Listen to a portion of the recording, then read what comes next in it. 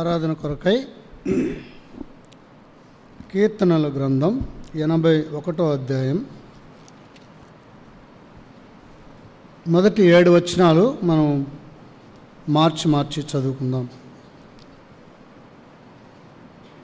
కీర్తనలు 81వ అధ్యాయము మొదటి 7 వచనాలు మనం మార్చి చదువుకుందాం. మీ భాగము మీరు బిగ్గరగా చదవండి. మనకు బలమైన దేవునికి ఆనందగానము చేయుడి, యాకోబు దేవుని బట్టి ఉత్సాహధ్వని చేయుడి.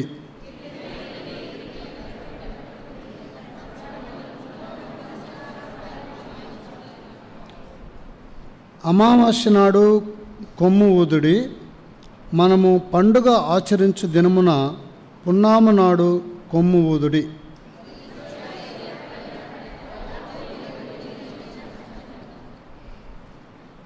ఆయన ఐగుప్తు దేశ సంచారము చేసినప్పుడు యోసేపు సంతతికి సాక్ష్యముగా దానిని నియమించెను. అక్కడ నేనెరుగని భాష వింటిని.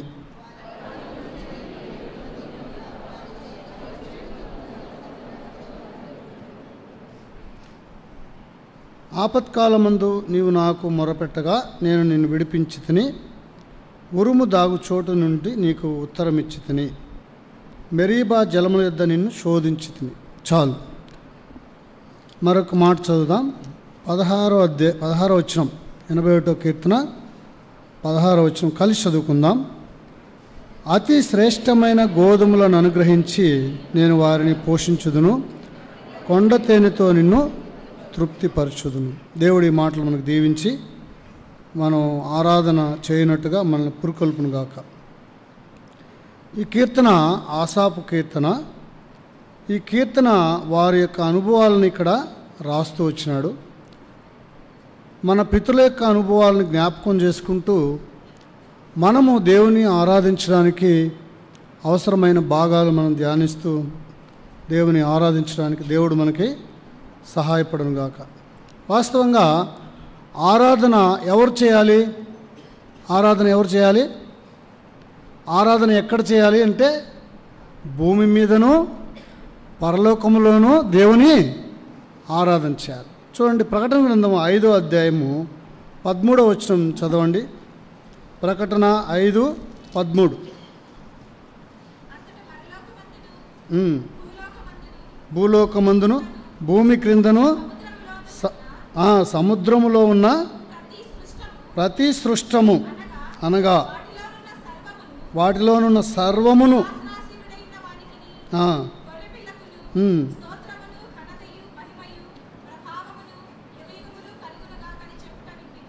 ఇప్పుడు ఆరాధన అందరూ చేయట్లేదు, కొద్దిమంది మాత్రమే దేవుని ఆరాధన చేస్తున్నారు. అయితే దేవుని రాజ్యంలో ఎవరు ఆరాధన చేస్తారంట?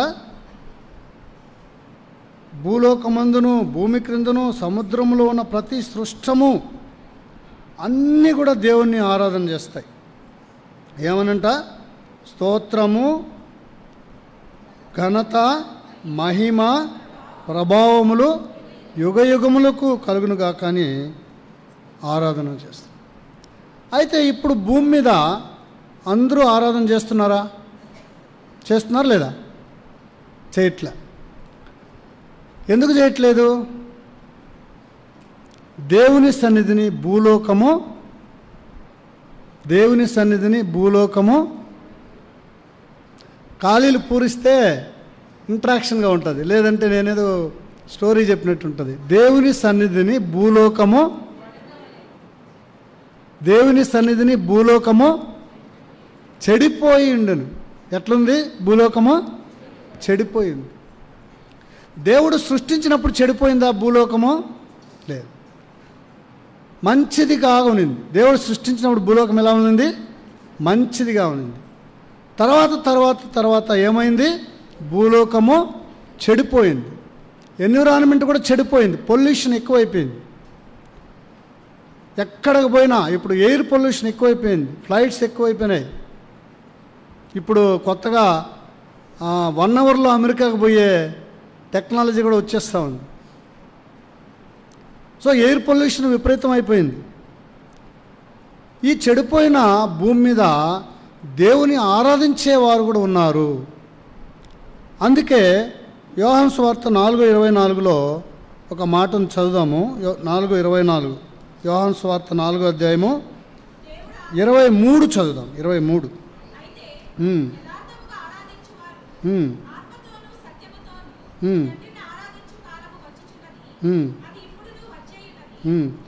తన్ను ఆరాధించువారు అట్టివారే కావాలనని తండ్రి కోరుచున్నాడు. తండ్రి ఏం కోరుతున్నాడంట? తన్ను ఆరాధించువారు అట్టివారు. ఎట్టివారు? ఆత్మతో సత్యముతో యథార్థముగా ఆరాధించేవారు. 3 ఉన్నాయాడ. ఆత్మతో సత్యంతోనే కాదు, మూడోది ఏంటి? యథార్థముతో ఆరాధించేవారు. యథార్థవంతులను బలపరచుటకై యెహోవా కనుదృష్టి లోకమంతా సంచరిస్తూ ఉంది. కాబట్టి ఆ లోక సంచారంలో దేవుని కనుదృష్టిలో నీవు నేను ఉన్నాం కనుకనే ఈ ఉదయకాలం దేవుణ్ణి ఆరాధించడానికి సిద్ధమై వచ్చినాం. సో ఈ సిద్ధపాటులో ఉండి కూడా దేవుణ్ణి ఆరాధించడానికి ఇంకో ప్రామినెంట్ ఎలిజిబిలిటీని దేవుడు మనకి చూపిస్తూ ఉన్నాడు. ఏంటి ఆ ఎలిజిబిలిటీ? రక్షించబడిన వారు ఆరాధన చేస్తారు. రక్షించబడిన తర్వాత కూడా దేవుణ్ణి ఆరాధించడానికి దేవుడు ఒక వెరీ వెరీ ఇంపార్టెంట్ ఒక కండిషన్ దేవుడు మనకు పెడుతున్నాడు. ఏంటి ఆ కండిషన్ అంటే ఏమైండొచ్చు చెప్పండి? రక్షించబడిన తర్వాత కూడా దేవుణ్ణి ఆరాధించడానికి వెరీ ప్రామినెంట్ కండిషన్ ఒకటి దేవుడు పెట్టాడు. ఏంటది? 1 సమూయేలు గ్రంథం 15వ అధ్యాయము 22వ వచనం చదవండి. 1 సమూయేలు 15:22.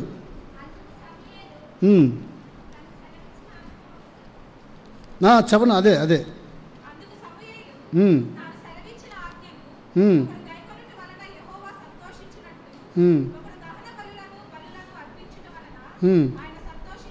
అవును, ఆలోచించుము.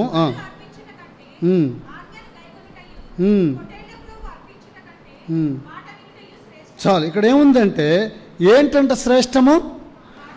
ఆరాధన శ్రేష్టమైనది. ఆరాధనకు మించి భూలోకంలోనూ పరలోకంలోనూ అంత గొప్ప కార్యక్రమం లేదు, అంత గొప్ప విలువైన పని లేదు. మానవునికి ఇంకేం పని లేదు. పరలోకంలో ఏం పని ఉంటుంది?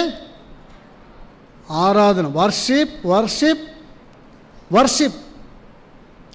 అయితే ఈ భూమి మీద మనం ఆరాధన చేయడానికి వచ్చే మునుపు దేవుడు ఇంకొక యోగ్యత మనలో నుంచి కోరుతున్నాడు. ఏమన్నాడు? యోహాను 4:23లో ఏముంది? దేవుడు ఏం చేస్తున్నాడంట? దేవుడు కోరుచున్నాడు. ఏం కోరుతున్నాడు? అట్టివారిని కోరుతున్నాడు. ఎట్టివారిని? ఆరాధన చేసే వారికన్నా ముఖ్యంగా ఎవరిని కోరుతున్నాడంట? మాట వినేవారిని కోరుతున్నాడు. చూడండి, ఆరాధన ఎంత శ్రేష్టమైంది దేవుని సన్నిధిలో. ఆరాధన అంటే ఏంటి? దేవునికి ఇచ్చుట. వారమంతా దేవుని దగ్గర నుంచి తీసుకోవడం, ఆదివారము కొద్ది సమయము దేవునికి ఇవ్వడం. సో దేవునికి ఇచ్చేది ఆయనకి ఇష్టం, దేవునికి ఇవ్వడం అనేది దేవునికి ఇష్టం. మన పిల్లలు ఉన్నారు, మనకు ఎంతో ఆస్తులు ఉంటాయి, వాళ్ళు చదివి ఎంతో కొంత ప్రయోజకులై చిన్న ఒక శారీనో ఒక డ్రెస్సో ఏదో కొనిచ్చాడు అనుకో, ఏం చెప్తాం మనం? మురిసిపోతాం. ఏం చేస్తామంట? మురిసిపోయి 100 మందికి చెప్తాం, నా కొడుకు తీసినాడు, నా కూతురు తీసింది. అదొక గొప్పదిగా ఇంకెప్పుడూ బట్టలే వేసుకున్నట్టు వాళ్ళ సంతోషాన్ని వ్యక్తం చేస్తాం. అంటే దేవునికి మనం ఏదో ఇచ్చేస్తున్నామని కాదు. అయితే అట్టి వాటిని దేవుడు ఏం చేస్తున్నాడంట? కోరుతున్నాడు. అయితే అందులో ఒక కండిషన్ ఏం పెట్టినాడంటే, అంతకన్నా ముందు ఏం కావాలా? మాట వినుట శ్రేష్టము. ఆరాధన కంటే మాట వినుట శ్రేష్టం. కాబట్టి ఈ వారమంతట్లో మనం ఎక్కడైనా ఆయన మాటకు వ్యతిరేకంగా, ఆయన కాన్షియస్నెస్కి వ్యతిరేకంగా ఉంటే మనకు ఒక సమయం, ప్రభా నేను నీ మాట విని నేను దేవుణ్ణి ఆరాధన చేస్తా. నిన్ను ఆరాధన చేయకముందు నీకు తప్పిపోయిన విషయాల్లో మాట విని ఆరాధన చేయడానికి మనం సిద్ధపడితే మన ఆరాధన ఎంతో బలముగా ఉంటుంది. అందుకే 81 కీర్తన 8వ వచనంలో కూడా ఏమంటాడంటే, అయ్యో ఇజ్రాయేలు, నీవు నా మాట వినిన ఎడల ఎంత మేలు. మళ్ళా 13వ వచనంలో కూడా ఆ మాట ఉంది, అయ్యో నా ప్రజలు. ఇది వేరే వాళ్ళ గురించి చెప్పట్లా, ఇది దేవుడు తన ప్రజల కోసం చెప్తున్నాడు. ఇజ్రాయేలు, నీవు నా మాట వినిన ఎడల ఎంత మేలు, ఎంత మేలు దేవుడు చెప్తున్నాడు. కాబట్టి ఈ ఎలిజిబిలిటీని కూడా మనం కరెక్షన్ చేసుకుందాం. దేవుని చేత రక్షించబడ్డాం, దేవుడు మనకు రక్షకుడు, మనకిచ్చిన రక్షణ బట్టి దేవుని ఆరాధించేయాలా. దేవుని అందరూ ఆరాధన చేస్తారు. అయితే ఇప్పుడున్న ఈ భూలోకంలో అనేక మంది దేవునికి రెబలియస్గా ఉన్నారు. ఎంత పర్సంటేజ్ ఉండొచ్చు? మొత్తం 800 కోట్ల మందిలో సగము కన్నా తక్కువే ఉన్నారు దేవుని ఆరాధించేవారు. మిగతా వాళ్ళ సంఖ్య పెరుగుతోంది. ఎవరి సంఖ్య పెరుగుతోంది తెలుసా? ఎవరి సంఖ్య పెరుగుతోంది? ఏ మతం సంఖ్య పెరుగుతోంది? దేవుడే లేదనే వాళ్ళ సంఖ్య పెరుగుతోంది. దేవుడే లేదనే వాళ్ళు ఎంతమంది ఉండొచ్చు మీ ఎక్స్పెక్టేషన్ ప్రకారం? 150 కోట్లు దాటింది.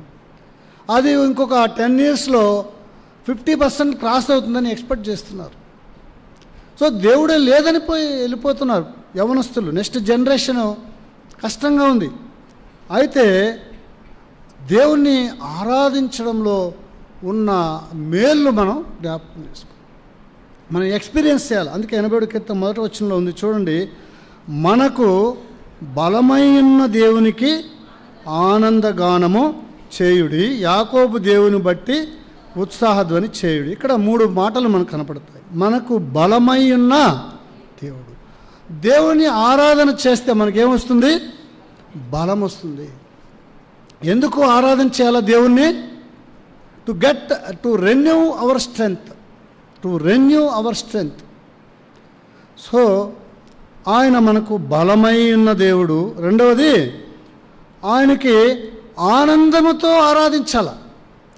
దేవుణ్ణి ఎలాగ ఆరాధించాలంటే బలముతో ఆరాధించాల. నీ దేవుడైన యెహోవాను పూర్ణ హృదయముతో,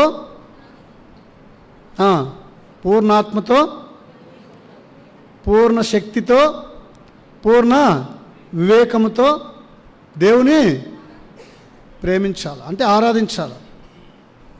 సో పూర్ణ బలముతో దేవుని ఆరాధించాలా, గట్టిగా బిగ్గరగా దేవుని ఆరాధించాలా. రెండవది, బలహీనంగా దేవుని ఆరాధించకూడదు. ఏమైనా బలహీనతలు ఉంటే ఏం చేయాలి? మొదటి 2 మాటలు చెప్పబడినట్టుగా కరెక్షన్ చేసుకుని దేవుని బలముతో ఆరాధించాలా. రెండవది, దేవుని ఎలా ఆరాధించాలా? ఆనందముతో ఆరాధించాలా, సంతోషంగా దేవుని ఆరాధించాలా. మొక్కుబడిగా కాదు, ఇతరుల కోసం కాదు. వీళ్ళు ఎలా ఆరాధిస్తున్నారంట? బలముతో ఆరాధిస్తున్నారు, ఆనందముతో ఆరాధిస్తున్నారు. మూడవది, ఉత్సాహముతో ఆరాధించాలి. దేవుడు ఉత్సాహముగా ఉండేవారిని ఏం చేస్తాడు? కాదు, దేవుడు ఉత్సాహముగా ఇచ్చేవారిని ఏం చేస్తాడు? దీవిస్తాడు. దేవుడు ఉత్సాహం ఇచ్చేవారిని ఏం చేస్తాడు? దీవించు. కాబట్టి దేవుణ్ణి బలముతో ఆరాధించాలా, అనగా పూర్ణ బలము, పూర్ణ శక్తి, పూర్ణ వివేకము ఆరాధించాలి. మాటలు సిద్ధం చేసుకోవాలా, వివేకం ఉపయోగించాలా దేవుని ఆరాధించడం. ఇచ్చిన 30 సెకండ్ల సమయంలో దేవుని ఎలాంటి మాటలతో ఆరాధించాలో సిద్ధపడాలి. సత్యముగా ఆరాధించాలా, చెప్పబడిన మాటలు నాకే అన్నట్టుగా మనం దేవుని ఆరాధించాలా, ఆనందముతో ఆరాధించాలా, ఉత్సాహముతో దేవుని ఆరాధించాలా. సో ఇది దేవుని ఆరాధన చేసే ప్రాసెస్, విధానం. అయితే మనము అందరం ఆరాధించలేం కాబట్టి సమయం బట్టి కొద్దిమంది మనం ఆరాధించినప్పుడు ఆమేన్ అని గట్టిగా చెప్పాలి. చాలామంది ఆమేన్ చెప్పరు, వినపడదు, చూడరు, పట్టించుకోరు. ఆమేన్ అని చెప్పడం వల్ల ఆ ప్రార్థనలో మనం ఏకీభవించినట్టు, ఆరాధనలో మనం ఏకీభవించినట్టు. కాబట్టి మనం 3 అంతలుగా దేవుని మనం ఆరాధన చేస్తాం. 3 అంతల శక్తి మనకు దేవుడు ఇస్తాడు. ఏమిస్తాడు? బలం ఇస్తాడు, ఆనందం ఇస్తాడు, ఉత్సాహము దేవుడు ఇస్తాడు. సో వీటి యొక్క రిజల్ట్ ఏమి అంటే రెండవ వచనం కలిసి చదువుకుందాం. కీర్తన ఎత్తుడి, గిలక తప్పెట్ట పట్టుకొనుడి, స్వరమండలమును మనోహరమైన సితారాను వాయించుడి.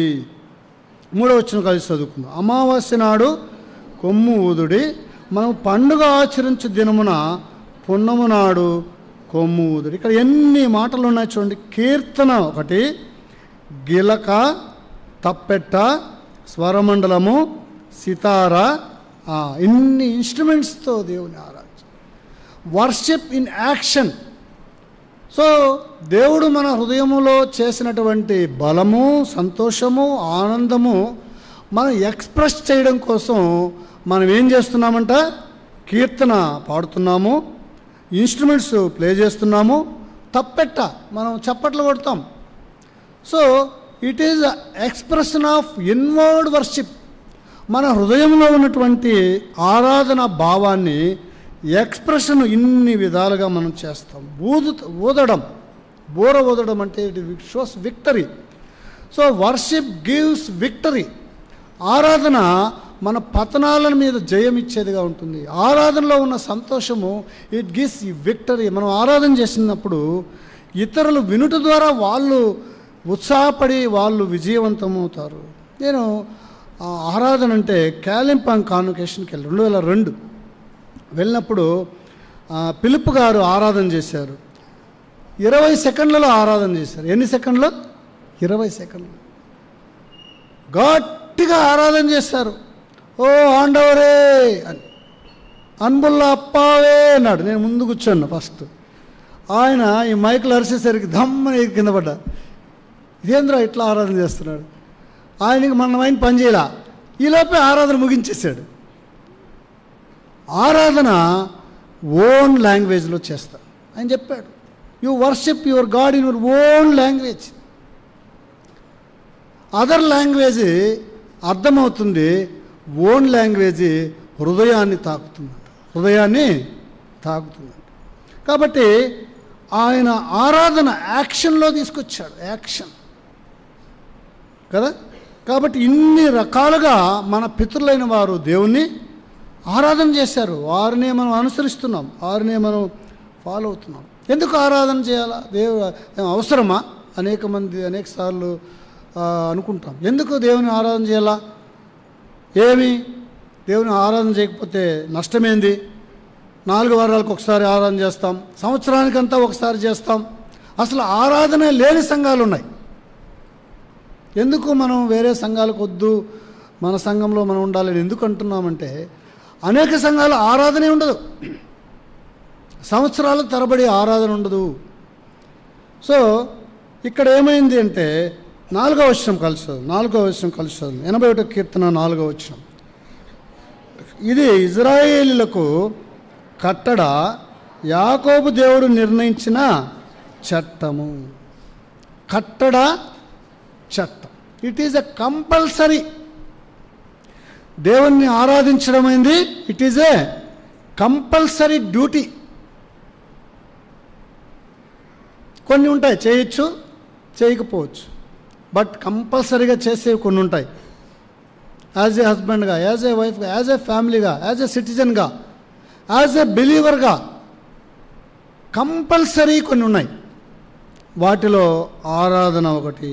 ఇది ఇజ్రాయేళ్లకు దేవుడిచ్చిన కట్టడ, యాకోబు దేవుడు నిర్ణయించిన చట్టం.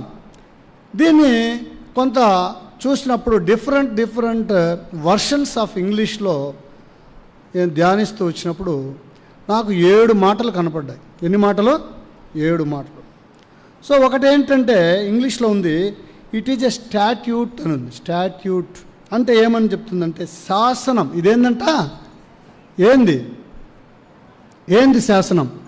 ఆరాధించడం, దేవుని ఆరాధించడం ఒక శాసనం. రెండవది ఇదొక లా. ఏంటంటే ఇది చట్టం. ఇది చట్టం. దేవుని చట్టంలో ఆరాధన ఈజ్ ఎ కంపల్సరీ. మూడవది it is a rule. Rule అంటే నియమం. క్రైస్తవ నియమాల్లో ఆరాధించడం ఇట్ ఈస్ ఎ మస్ట్. తర్వాత డిక్రీ అని ఉంది. డిక్రీ ఇది ఒక లీగల్ టర్మ్స్. ఇవన్నీ కూడా డిక్రీ అంటే తీర్మానం. కోర్టులో ఇస్తారు డిక్రీ పాస్ అయిందా అంటారు, డిక్రీ వచ్చిందా అంటారు. డిక్రీ వేరు, లా వేరు, స్టాట్యూట్ వేరు, జడ్జిమెంట్ వేరు, కమాండ్మెంట్ వేరు. సో ఇక్కడ 7 మాటలు ఉన్నాయి. మొదటిది స్టాట్యూట్ అని చెప్పాం, శాసనం. రెండవది లా అని చెప్పాం, చట్టము. మూడవది రూల్, అది నియమము. నాలుగవది డిక్రీ అంటే తీర్మానము. ఐదవది ఇది కమాండ్మెంట్ అంటే ఏమి? ఆజ్ఞ, దేవుడిచ్చిన ఆజ్ఞలో నీ దేవుడైన యెహోవాను మాత్రమే నువ్వు పూజించాలా, ఆరాధించాలా. తర్వాత ఇది ఒక జడ్జిమెంట్, ఇది తీర్పు. జడ్జిమెంట్ అంటే ఏమి? ఇద్దరు లాయర్లు వాదించి జడ్జి ఒక పాస్ చేస్తాడు, నీది అంతా చూసిన తర్వాత ఒక జడ్జిమెంట్ పాస్ చేస్తాడు, ఎస్ దిస్ ఈజ్ కరెక్ట్ అని. అట్లా వాదోపవాదాల తర్వాత వచ్చిన జడ్జిమెంట్ ఏం చెప్తుందంటే ఆరాధించడము ఇట్ ఈజ్ ఎ జడ్జిమెంట్ అని చెప్తుంది. అంతకు మించిగా ఇట్ ఈజ్ అన్ ఆర్డినెన్స్ అని చెప్తుంది. ఆర్డినెన్స్ అనే పదానికి ఆదేశము అని ఉంది, కానీ తెలుగులో, ఇంగ్లీష్లో ఇంకా బెటర్ మీనింగ్ ఏంటి అంటే ఆర్డినెన్స్ అంటే చట్టానికి ఈ చెప్పబడిన 6 మాటల కన్నా ఇంకా ప్రాముఖ్యమైనది, ఇంకా పవర్ఫుల్ వర్డ్ ఆర్డినెన్స్ అంటే. ఉదాహరణకి మన భారతదేశంలో హయ్యెస్ట్ అథారిటీ ఆఫ్ జడ్జిమెంట్ ఎవరిస్తారు? చెప్పండి, నాకు బ్రదర్స్ వైపు వినపడినేలా. సుప్రీంకోర్టు. Very good. అంటే మీకు తెలుసు, అలర్ట్ చేయడానికి అంతే. Supreme court order. అంతకన్నా హైయర్ అథారిటీ ఎవరైనా ఉన్నారా లేరా? చెప్పండి, ఉన్నారా లేరా? లేరు, ఇంకా లేరు, అంతే కదా. ఒకవేళ సుప్రీంకోర్టు ఒక ఆర్డర్ ఇచ్చింది, దాన్ని ఎలా రివైజ్ చేయాలా? Is there any provision in law? ఉందా లేదా? ఆ ప్రొవిజన్నే ఆర్డినెన్స్ అంటారు. దాన్ని ఏమంటారు? ఆర్డినెన్స్. అనగా ఉదాహరణకి తమిళనాడులో జల్లికట్టు అనేది నిషేధించారు. జల్లికట్టు అంటే ఏమి? పశువుల్ని పందాలు వేయడం, తరమడం, దాంట్లో ఒక ఆట ఆడతారు. ఇది మూగజీవుల్ని హింసించడం, ఇది ప్రకృతి విరుద్ధం, ఇది చేయకూడదు అని ఎవరు పాస్ చేశారో ఆర్డరు? జడ్జిమెంట్ ఎవరు ఇచ్చారు? సుప్రీంకోర్టు ఇచ్చింది. ఎవరు ఇచ్చారు?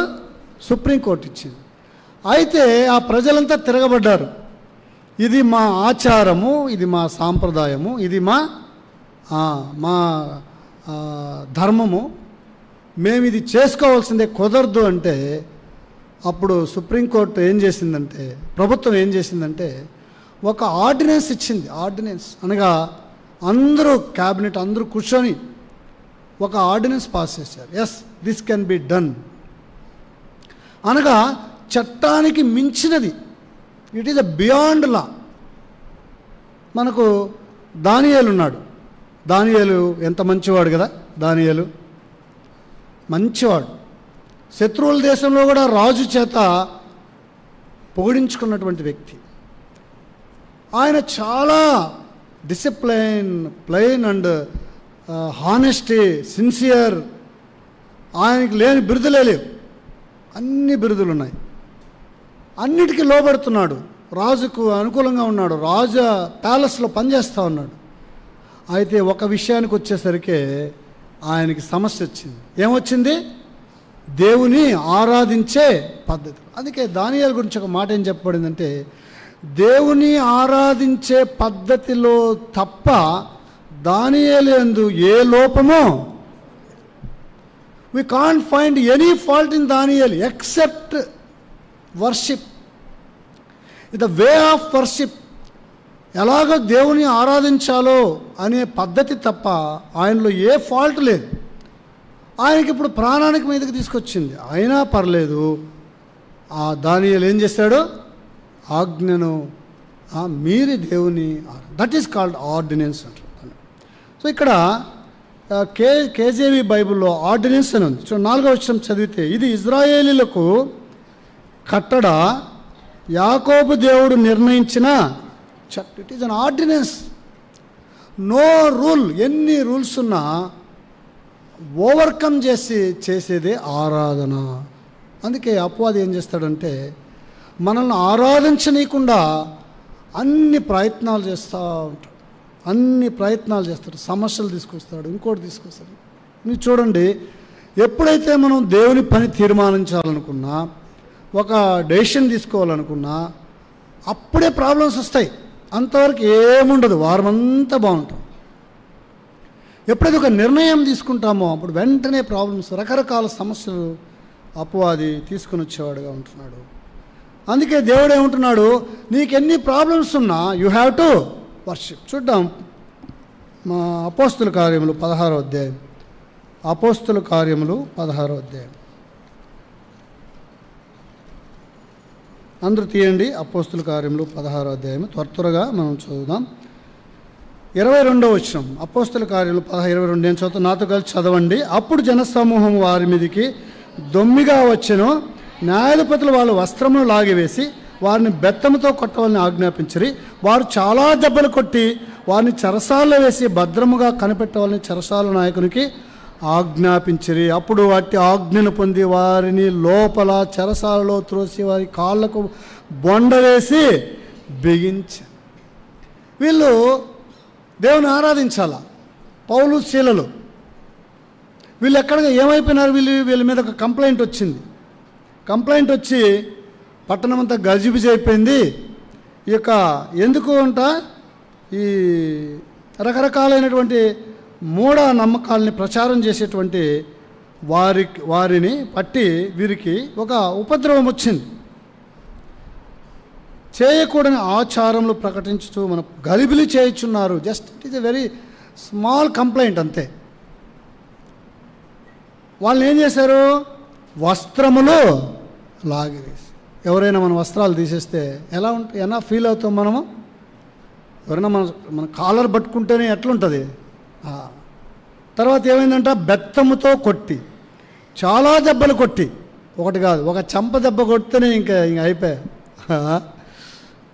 మన పిల్లల్ని పట్టుకొని చిన్నగా అంటే కూడా మనల్ని తీసుకుని అరెస్ట్ చేస్తారు, అవును కాదు? ఇక్కడ కాదులే, అమెరికా లాంటి దేశాల్లో, ఫార్వర్డ్ కంట్రీస్లో అలా చేస్తారు.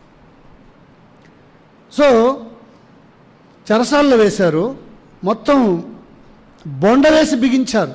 బొండ అంటే ఏంది, రాళ్ళు వేసి బిగించారు బయట. బొండ కాళ్ళకు రాళ్ళు గడేస్తారు, ఇంకా రాళ్ళు లాక్కుని పోలేరు. ఇలాంటి సమయం ఉన్నప్పుడు 25వ వచనంలో, అయితే మధ్యరాత్రి వేళ పౌలును శీలయు దేవునికి ప్రార్థించుచు కీర్తనలు పాడు. ఎవరు కీర్తనలు పాడతారు? కీర్తనలు ఎవరు పాడతారు? ఎవనికైనాను సంతోషము కలిగిన వారు కీర్తనలు పాడతారు. ఆనెస్టీగా చెప్తే మనం కీర్తనలు పాడేటప్పుడు ఎంతమంది పాడలేదో కూడా ఉండరా? అనేకసార్లు పాడం, మనకేదో బాధ ఉంటుంది, కానీ మొక్కుబడిగా వచ్చి కూర్చుంటాం. ఎందుకు? మళ్ళీ అన్న ఏమన్నా అంటాడేమో అని కూర్చుంటాం, పక్కన వాళ్ళు ఏమని అనుకుంటారేమో అని కూర్చుంటాం. పాట పాడలేం, because we have no peace, we have no joy. వీళ్ళకి ఏముంది చూడండి, వీళ్ళకి వచ్చిన సమస్యలో మనకి ఏమైనా ఒకటన్నా ఉందా? వస్త్రాలు లాగేశారు, బెత్తములతో కొట్టారు, చాలా దెబ్బలు కొట్టారు, బొండ వేసి బిగించారు. ఇంత పని చేస్తే ఏం చేసినారంట, వారు కీర్తనలు పాడుచుంటే దేవుని ఆరాధన చేస్తూ వాళ్ళు సంతోషంగా ఉండడం ఎవరు చూశారు? ఖైదీలు విన్నారు. So this is the worship. ఇది ఆరాధన అంటే. మనం ఆరాధన అధిగమించి చేయాలా? 6 రకాల పద్ధతుల కన్నా మించి దేవుని మనం ఆరాధన చేయాలి. ఆరాధన చేసేటప్పుడు వచ్చే సమస్యలు, పరిస్థితులను అధిగమించి మనం దేవుని ఆరాధించాలా. ఎప్పుడైతే వాళ్ళు ఆరాధన చేశారో మొత్తం వారికి ఉన్న బంధకాలన్నీ ఊడిపోయినాయి. కాబట్టి ఇక్కడ చూస్తే మన భాగానికి మనం వస్తే, ఇలాగ దేవుణ్ణి ఆరాధన చేయడం అంట ఏంటంటే 5వ వచనం చూడండి, 81:5 కీర్తన 81:5 చేసినప్పుడు సాక్ష్యముగా దానిని వర్షిప్ ఈజ్ విట్నెస్. ఆరాధన మనకు సాక్ష్యం. దేవుడు ఏమన్నాడు? దేవుడు ఎందుకు మనల్ని సృష్టించినాడు? దేవుడు ఎందుకు సృష్టించినాడు? నేను యెహోవాను, మీరే మీరు కాదు. మీరే నాకు సాక్షి. So you only the witness for God. మనమే దేవునికి విట్నెస్. మనం విట్నెస్ చేయకపోతే దేవుణ్ణి ఎలా గుర్తించాలా? ఎలా గుర్తిస్తారు? మనమే విట్నెస్ చేయాలి. అందుకే మనం సువార్త ప్రకటిస్తాం. ఆయనను పరిశుద్ధాత్మ మీ మీదకి వచ్చినప్పుడు మీరు శక్తి నొందెదరు గనుక ఆ బూదిగంతముల వరకు నాకు సాక్షులైండు. కాబట్టి ఈ సాక్ష్యముగా ఉండడంలో ఆరాధించడం కూడా ఒక సాక్ష్యం. It is a witness. ఆ 30 వచనం 16వ అధ్యాయం అపోస్తల కార్యాలు 30 వచనం చూస్తే వారికి ఉన్న విట్నెస్ ఏంటంటే, వారిని ఎప్పుడైతే వీళ్ళు ఆరాధన చేశారో వీళ్ళు బేడీలన్నీ ఊడిపోయినాయి, తలుపులన్నీ తెరిచిపోయినాయి. ఇంకా వన్స్ వాళ్ళు తప్పించుకొని కానీ వెళ్ళిపోయినారంటే ఈ ఖైదీలకు కాస్తున్నటువంటి జైలర్లకి మరణశిక్ష పడుతుంది, చాలా కఠినమైన శిక్ష పడుతుంది. అయితే చీకటిగా ఉన్న కారణాన్ని బట్టి ఏమైపోయిందో అని వీళ్ళు వచ్చి చూస్తే ఏమైందంట, 29వ వచనం, అతడు దీపము తెమ్మని చెప్పి లోపలికి వచ్చి వణుకుచు పౌలుకును శీలకును సాగిలపడి, ఎందుకు? వారి బంధకాలు ఊడిపోవడాన్ని బట్టి సాగిలపడి వారిని తీసుకుని వచ్చి, అయ్యలారా రక్షణ పొందుటకు. This a witness. విట్నెస్ అంటే ఏమి? సాక్ష్యం చెప్తే ఇతరులు దేవుణ్ణి నమ్ముకోవడం విట్నెస్, అంతే కదా మనం అనుకుంటున్నాం. అందుకే సాక్ష్యం చెప్పండి. సో వీరి యొక్క ఆరాధనే, వీళ్ళేం చేయాల, వీళ్ళు స్వార్థ ప్రకటించలా, దేవుణ్ణి నమ్ముకోమని చెప్పలా, ఏం చెప్పలా. వాట్ దే డిడ్ ఓన్లీ దేవుని ఆరాధన చేశారు. ఆపత్కాలంలో ఉన్నామని ప్రార్థన చేశారు, దేవుని ఆరాధన చేశారు. ఎప్పుడైతే వాళ్ళకి ఆరాధన ఏమైందంటే అదొక సాక్ష్యముగా దేవుడు దాన్ని నియమించాడు. ఒక ఆరాధికుని కూడా సాక్షిగా దేవుడు నియమించాడు. అక్కడ నేను ఎరుగని భాష వింటిని, ఇక్కడ ఒక బ్యూటిఫుల్ వర్డ్ ఇది. ఆ వెరుగని భాష ఏందది? ఎరుగని భాష. సో వీరి సాక్ష్యాన్ని బట్టి వాళ్ళు వీరిని ఏమన్నారు? 30 వచనం అంటే 16:30, వారిని వెలుపలకు తీసుకొని వచ్చి అయ్యలారా అన్నారు. అయ్యలారా అంటే ఏమర్థం? సార్ అని, మేడం సార్ అని. సార్ మేడం అంటే మనం ఎంత తొబ్బిపోతాం కదా, నన్ను సార్ అని. అయ్యలారా అంటే పోలీసుల నోట్లో, జైలర్ల నోట్లో ఖైదీల్ని సార్ మేడం అంటారా ఎవరన్నా? వాళ్ళని అన్నారు. ఎందును బట్టి అన్నారు? వారి ఆరాధన, తద్వారా వచ్చినటువంటి వారి యొక్క విట్నెస్, సాక్ష్యము అవతల వ్యక్తిని భాష మార్చింది. వీళ్ళ భాషే కాదు, వాళ్ళ భాష కూడా మార్చి, నేను ఎరుగని భాష వింటిని. ప్రభువుని విశ్వసించక మునుపు మన జీవితంలో మన మాటలు ఏంటి, ఎలా ఉన్నాయి? ఒకసారి ఊహించుకోండి ఎలా మాట్లాడేవాళ్ళము, ఎంత వ్యంగ్యము. నేను నెల్లూరులో డిప్లొమా చేసిన, ఆడంతా మామ అనేది అలవాటు. నాకు భలే చెడ్డ కోపం మామ అంటే. ఏంది మామ? చాలా గొడవలు పెట్టుకున్నా ఒక సంవత్సరం అంతా. ఎవడు పట్టిన మామ అంటే ఏంద్రా ఇది. మళ్ళీ అర్థమైంది ఏంటంటే అది ఒక ఆ ఏరియా హ్యాబిట్. అది మా చిత్తూరు జిల్లా. ఒరే అంటారు మేము, ఒరే అంటారు.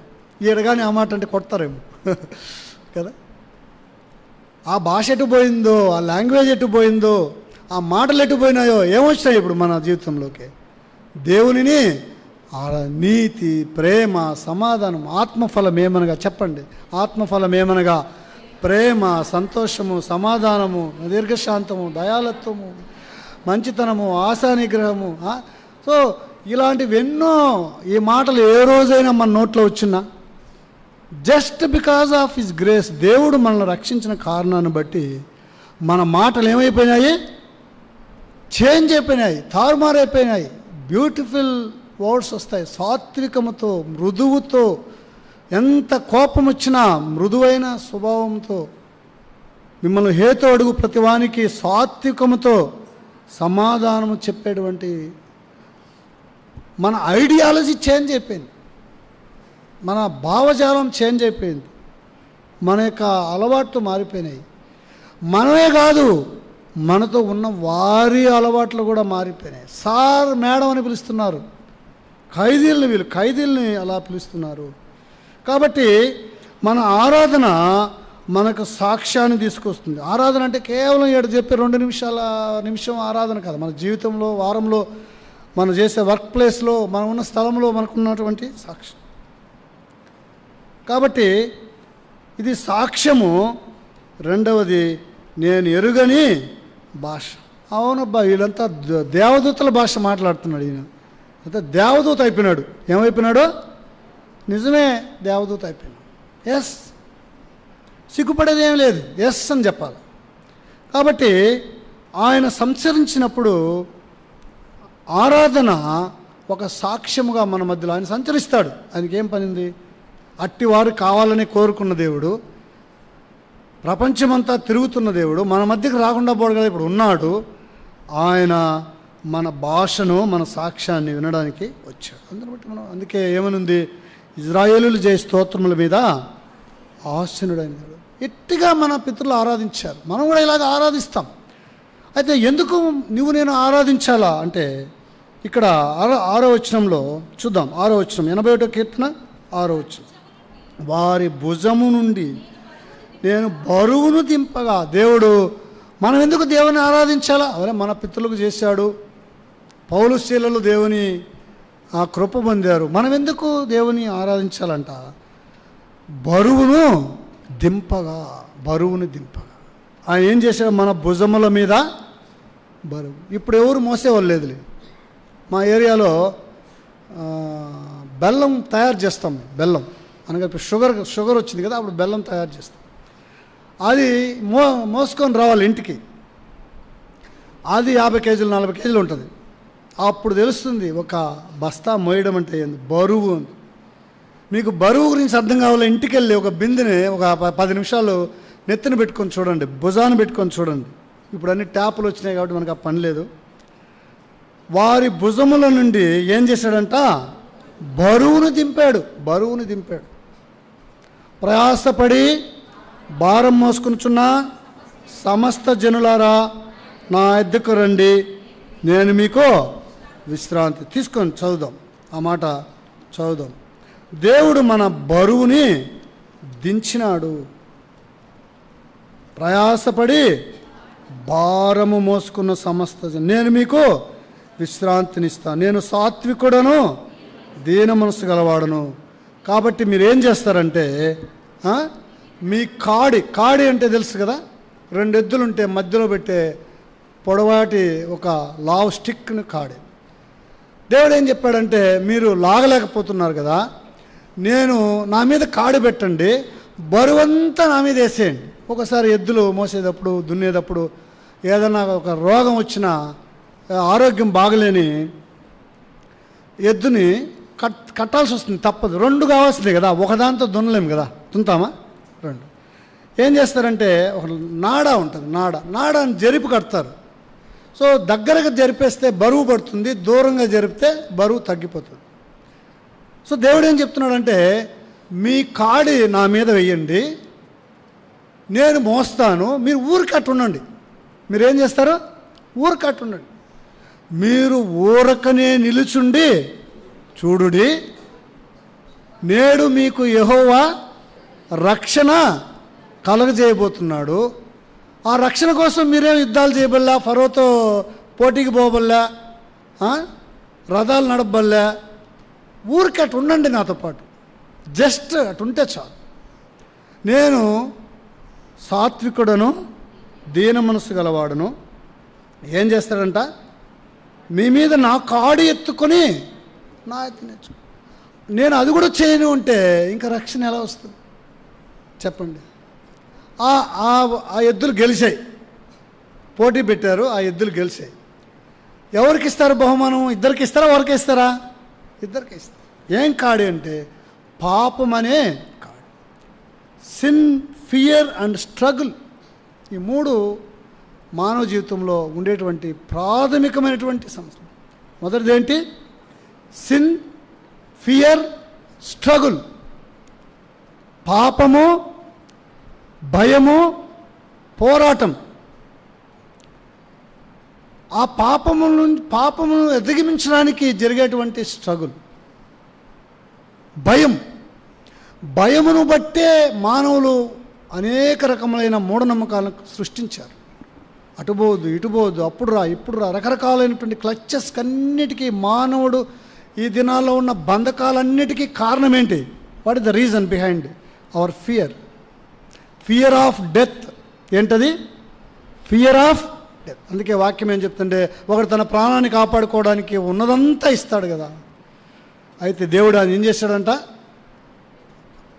పాపం అనేది తీసేశాడు. ఆయన కార్చిన శిలువ రక్తము ద్వారా ప్రతి పాపమును కడిగి పవిత్రులుగా. యేసు రక్తము, నాతో పాటు చెప్పండి, యేసు రక్తము ప్రతి పాపము నుండి మనలను కడిగి పవిత్రులనుగా చేయును. రెండోది, ఆయన మన మరణ భయం తీసేశాడు. మూడవది స్ట్రగుల్. ఏమి తిందుమో ఏమి త్రాగుదుమో అని మీరు చింతించవద్దు. Seek the kingdom of God, righteousness first, all else will be added అంటూ యూ. నా రాజ్యము, నీతిని అన్నీ మీకు ఇస్తానన్నాడు. So sin, fear and struggle, ఈ మూడిటి మీద దేవుడు ఏం చేసినాడంట? ఆ భారమును దేవుడు మన మీద నుంచి తీసేసినాడు. రెండవది ఏం చేసినాడు? వారి చేతుల మోంపగంత నెత్తుకొని విడుదల పొందెను. విడుదల, ఫ్రీడమ్. యోహాను 8:34 చెప్తుంది, సత్యము మిమ్మును స్వతంత్రులుగా. If you know the truth, truth will deliver you. What is truth? సత్యం అనగా ఏమి? సత్యం అనగా వాక్యం, నీ వాక్యమే. అందుకే వాక్యాన్ని ధ్యానించడం. ఒక 10 నిమిషాలు 20 నిమిషాలు ఎక్కువైతే మనకు తపలాడిపోతుంటాం. మనం డెలివర్ కాలేం. ఫ్రీడమ్ అంట, ట్రూ ఫ్రీడమ్ అని ఉంది, నిజమైన స్వాతంత్రం. ఇప్పుడు వచ్చే ఇండిపెండెన్స్ కాదు. ఎలాంటి స్వాతంత్రం దేవుడిచ్చింది? నిజమైన స్వాతంత్రం. ఎలా వచ్చింది? యేసు ప్రభు చెప్పారు, నేనే మార్గమును, సత్యమును, జీవమును. కాబట్టి ఆ సత్యమనగా ఏమని రాజు అడిగినప్పుడు, సత్యమనగా ఏమి? నేను సత్యమును ప్రతిష్ఠ చేయడానికి వచ్చానన్నాడు. ఆ సత్యమును మనలో ప్రతిష్ఠ చేశాడు.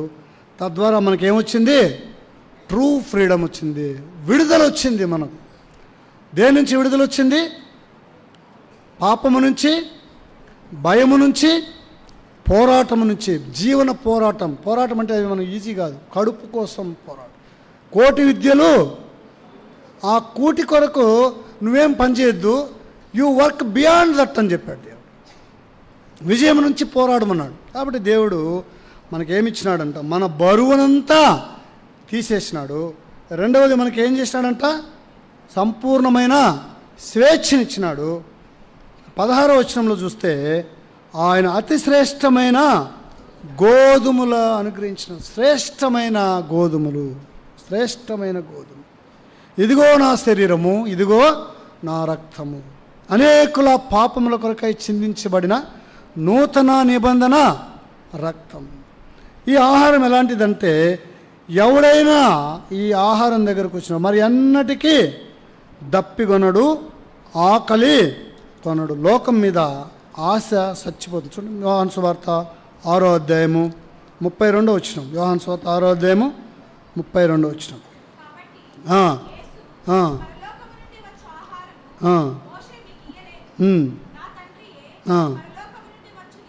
నిజమైన ఆహారం దేవుడిచ్చినాడు.